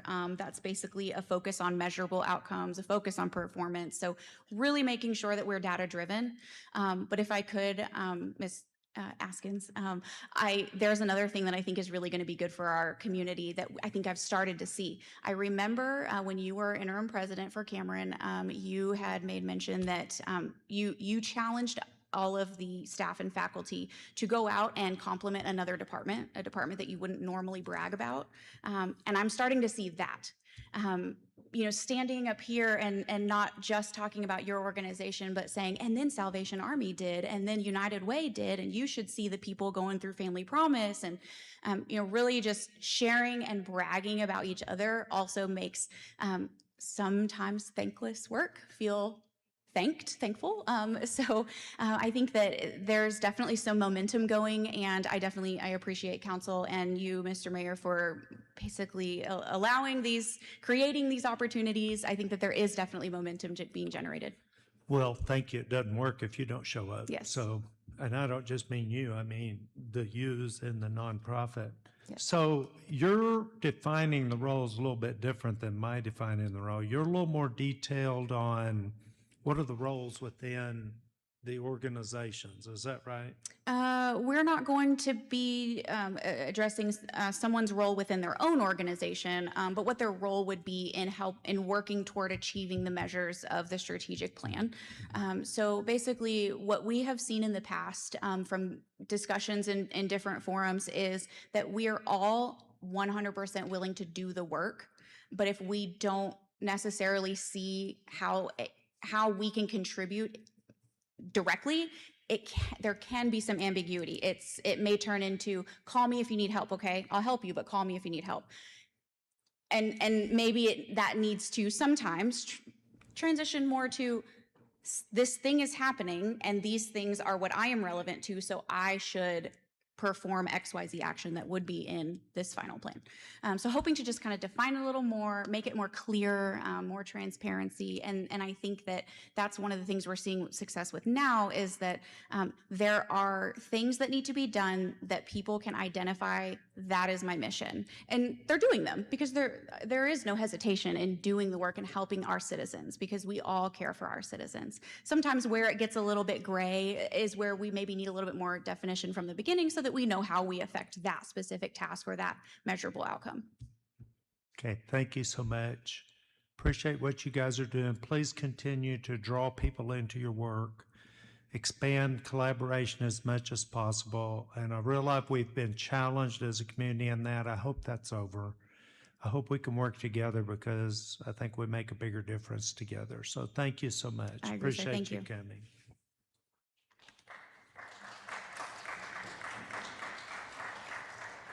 Now, I think I got all the reports, and now it's time. Did I forget any reports? I don't think I did. Now it's time for public input. We have two individuals to speak. Well, first of all, Miss Iola Noble with the United Way. Come on down, please, and then Jerry Hernshire will be next. I've got your address and everything here, so it's fine. How are you this evening?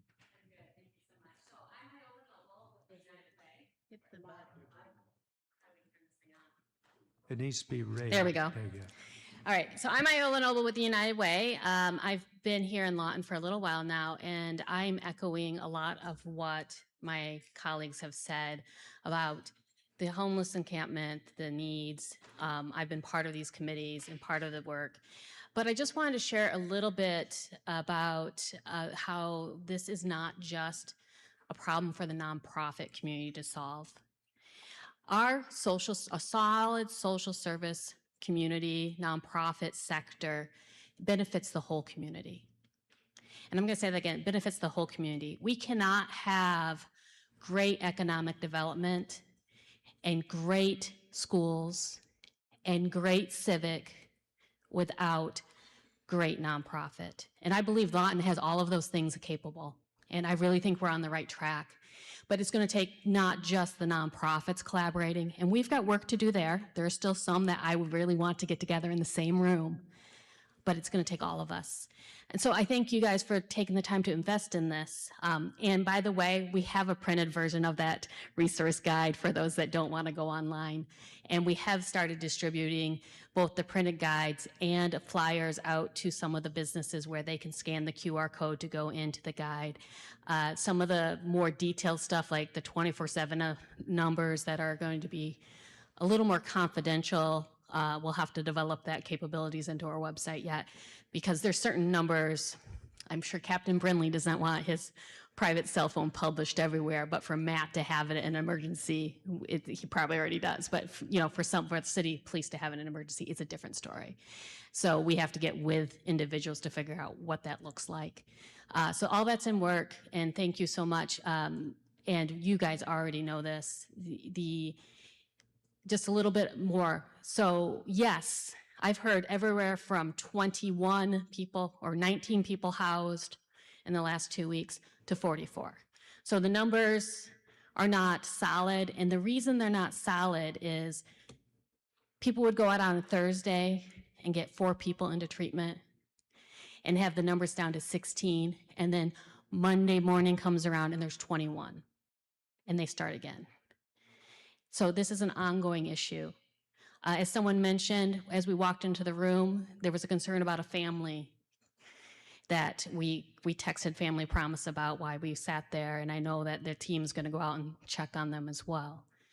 We've had 2 calls today, one domestic violence, one can't pay their rent, that I fielded in my office, and I only answer 1 out of every 10 calls. I'm sure my team fielded another 5 calls for either rent or shelter assistance.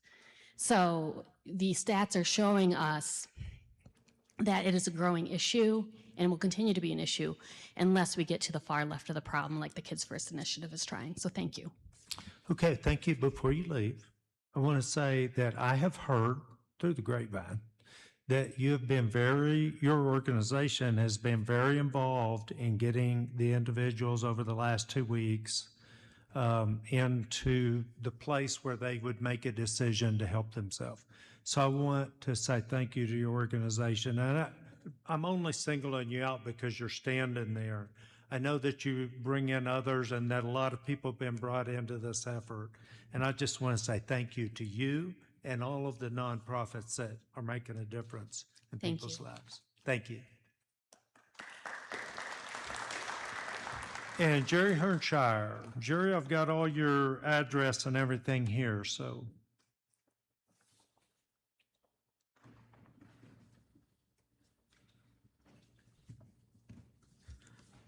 Thank you, Mayor and Council.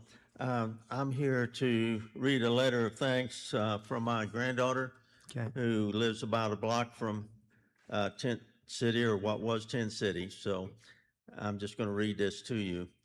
My apologies for not being able to attend tonight. Over the past several months, our neighborhood has faced significant challenges regarding public safety, cleanliness, and overall livability. Since the site was cleared, the improvement of our daily quality of life has been immediate and undeniable. My neighbors and I feel much safer in walking through our neighborhood, and the peace of mind restored to our streets means a great deal to us. My daughter and I can actually play outside and feel safe. That itself brings joy to my heart and tears to my eyes. Just a couple weeks ago, we were prisoners inside our own home. Today is quite the opposite. For that, I cannot thank you enough.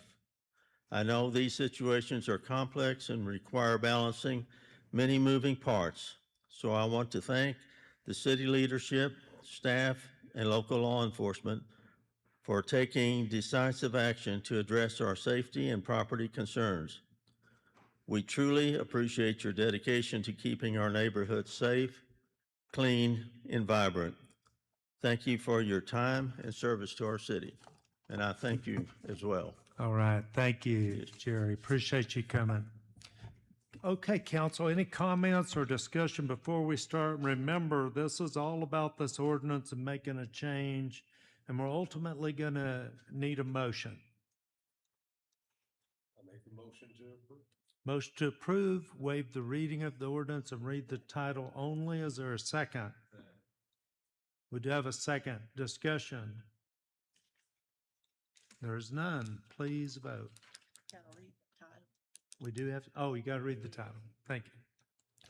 An ordinance related to offenses and crimes amending section 16-3-2-202, division 16-3-2, article 16-3, chapter 16, Lawton City Code 2025, by deleting the exclusion of land owned by the Lawton Unhoused Trust Authority from the definition of other real property, providing for severability and establishing an effective date. Please vote.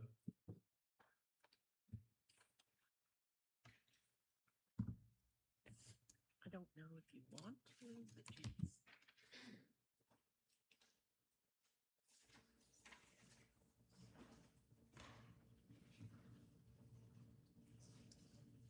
Okay, motion carries 8-0, and just for everybody's information, that doesn't go into effect for 30 days. Now, I want to read a statement that I've prepared as I've watched what's happened mostly over the last week. And before we adjourn, something's really been said with me about this whole tent city process, and I think it's worth saying out loud. Making sausage is not pretty, but you end up with a pretty good breakfast.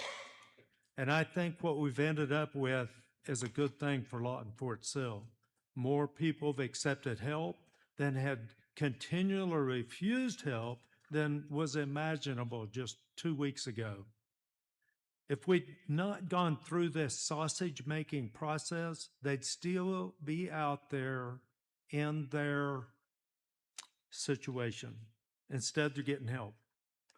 And collaboration is the winner. And the neighbors and the city are the winners. Nonprofits, including our faith-based groups, I don't want to leave anybody out. You're the best. And I appreciate all that you have done and must continue to do if we're going to get these individuals across the line to rehabilitation. You heard from the city manager earlier tonight about why the timing on this was what it was. And I asked him that question on purpose because I think it matters. And I want to build on it for a minute.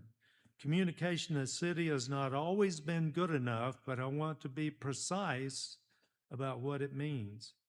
We don't owe the public a play-by-play before every operational step the city takes. Reasonable people know that no city could function that way. And if you think it through, nobody actually wants a play-by-play on every operational thing. What we do owe people is a clear, timely explanation of our reasoning once decisions are made. And there, we've been slower than we should be. And I own that, and the council should own that as well.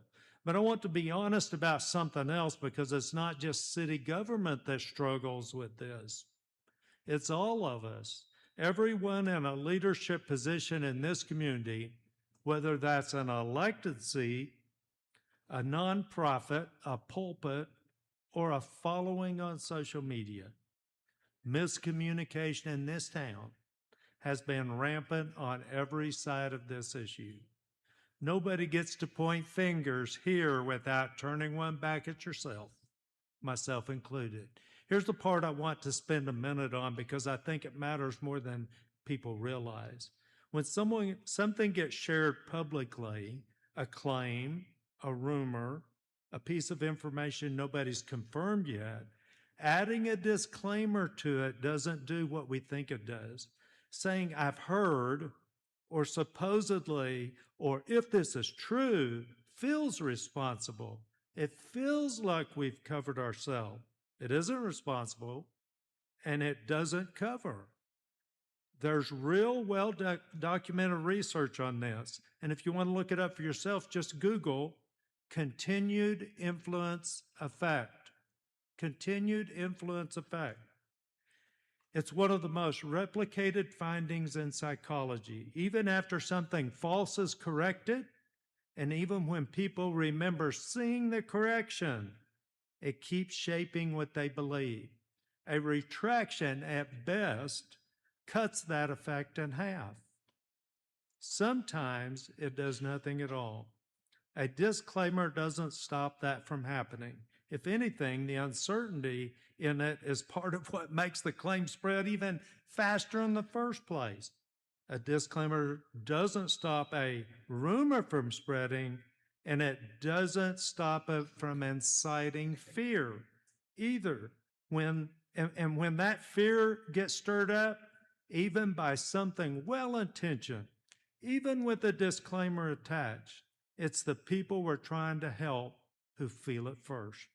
So when any of us, city leaders, nonprofit leaders, community voices with a real following, share something unverified, even carefully, even with the best of intentions, we are not protecting people from misinformation. We're often the ones spreading it. That's true for City Hall. That's true for me. That is true for anyone in this community who has enough of a platform to be believed. That's how a false narrative gets built. Not by liars, but by good people who were a little too quick to share and a little too slow to verify. And it's not only unverified facts that do this, an accusation about someone's motives. Their honesty, an accusation about their honesty, whether a decision was made in good faith spreads the same way. And it's even harder to correct because you can't fact check a motive. I'll be honest, I've done that too. I've drawn conclusions about why somebody did something without really knowing, and said so confidently that I had any right to. And I don't think any of us here or in this community are innocent of that. So if we're going to hold ourselves to verifying facts before we speak, we should hold ourselves to the same standard before we accuse. And I'll say one more thing because it's true and it matters. The online platforms most of us use to share these things are not built to reward accuracy. They're built to reward reaction, shares, comments, and outrage. The more something stirs people up, the further it travels, whether or not it's true. There's an old saying that a lie can travel halfway around the world before the truth gets its boots on. Most people, myself included, credit that to Winston Churchill. Here's the thing, he never said it. Historians have chased that line for decades, and it doesn't trace back to him. And honestly, that might be the best example I could give you tonight. Even a quote about how fast a falsehood spreads is itself a falsehood that's been spreading for decades. That's how deep this runs, and that's exactly why it matters. All community leaders need to be more careful. Yes, all of us. This kind of misinformation is pulling us apart. And every leader's job should be pulling us back together. even when we disagree. I'm not saying this to scold anybody. I'm saying it because I think most of the people speaking up on this issue on every side of it are doing it because they care. That passion is real, and I don't want it to go away. The people who show up, who organize, who post at 11 at night because they're worried about someone they've never met, that's what makes this community capable of doing hard things well, and I appreciate it. I appreciate the people who've poured themselves into this, and I mean that. So here's what I'd ask of this council and of every leader in this community, myself first.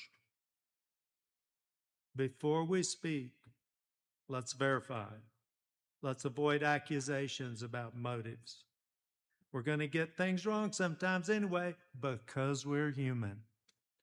But let's not let that be an excuse to skip the verifying or to accuse first and check later.